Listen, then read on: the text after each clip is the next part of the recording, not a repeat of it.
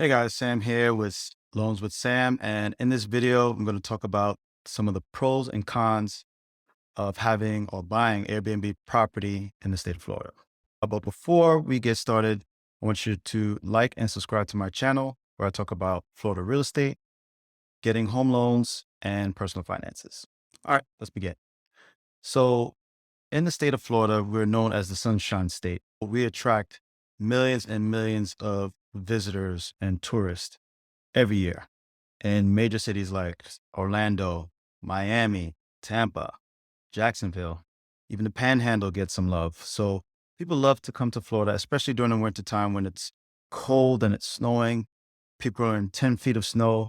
They want to get away from where they're living up north. Even in Canada, you get a lot of Canadians that come down here during their winter season. So we attract a lot of people. And that also has attracted a lot of investors looking to do Airbnb and make a profit and make some money. So if you're going to get into Airbnb, I want to talk about some of the pros and cons because it's a different business than just having a straight annual rental.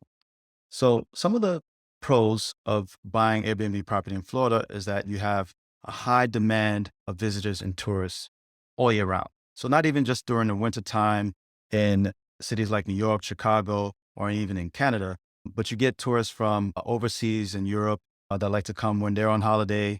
You get people from Spain, pretty much all over the world. I've met people from pretty much all walks of life that come from all parts of the globe to visit Florida. So you're always going to have a high influx of visitors. And if you buy Airbnb property in one of these major cities like Tampa, Miami, Orlando, you would see some low vacancy rates. And so that means that your Airbnb properties will tend to be booked throughout most of the year. All right. And then next thing are tax deductions. So if you run your Airbnb as a small business, obviously you're going to get some tax breaks. You can get some deductions. Obviously, the cost of maintaining your rental property, you can deduct that, and all the other tax benefits that come with owning a small business.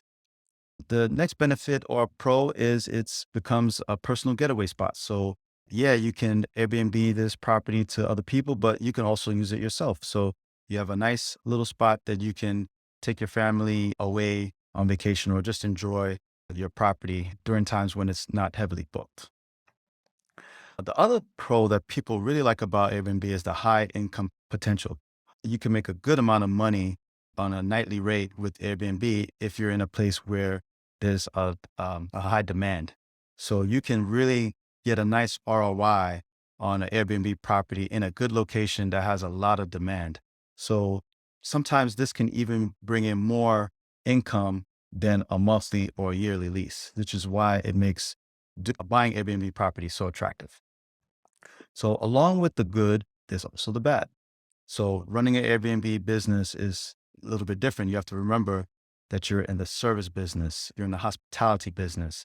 It's not like a rental where you can just have a yearly rental and then, kind of set it and forget it. You're basically in the hospitality business and you have to clean the property after each booking. There's things that you have to do. So with that comes expenses. So you may see your expenses start to pile up. If you have a property that has a pool, you have to make sure the pool is maintained, make sure the lawn care is taken care of. You may have costs to the property, like making sure that the AC unit is running properly, all the appliances, plumbing, electrical, all those things are working properly. So these are costs that may be built into your budget, or they may come up unexpectedly if you have failure of one of these high ticket items. So you have to make sure you account for that, you budget for that, because you're going to get a lot of wear and tear on the property, especially if you have carpeting and people have pets or they have kids. You're going to get damage, and you have to be ready to account for these damages and have the funds to take care of it. Also, it can get complicated and expensive running an Airbnb because you have things that you have to keep up with, like regulations. You have to license your Airbnb. So depending on which county which county you're in a certain city, you may have to pay for permits. You may have to pay for licensing, and all these things have cost. You may have to be ready to prep your Airbnb, meaning with furniture. You may want to market it a certain type of way. so that it stands out from everybody else.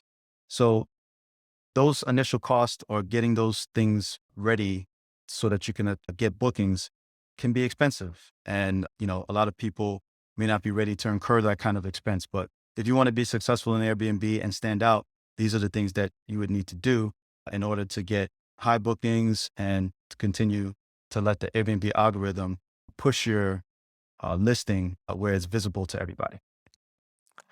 And there's fierce competition, man. Like, everybody wants to do it. Everybody wants to get in it. You see a lot of YouTube videos, TikToks, and Instagram people, influencers showing how much they're making on Airbnb, but they're not telling you the behind the scenes, like how they got the property, if they're leveraging debt to get the property, how much money is taking to get the property online. There's a lot of things that goes on. And then you got to remember, this is a hospitality business. So you have to have some level of customer service because you're going to get reviews, and those reviews matter because if you get bad reviews, it can impact if you get bookings or not in the future. So these are things you have to consider. Like I said, a lot of people want to do Airbnb, so there's a lot of competition, and competition can drive down rates, nightly rates. So you have to keep that in mind, because if you buy a property, you want to be able to get something that's unique, or at least market it in a way that's different from everybody else, so you don't look like everybody else and you're not falling into a cookie cutter type of system. So these are some of the pros and cons of Airbnb.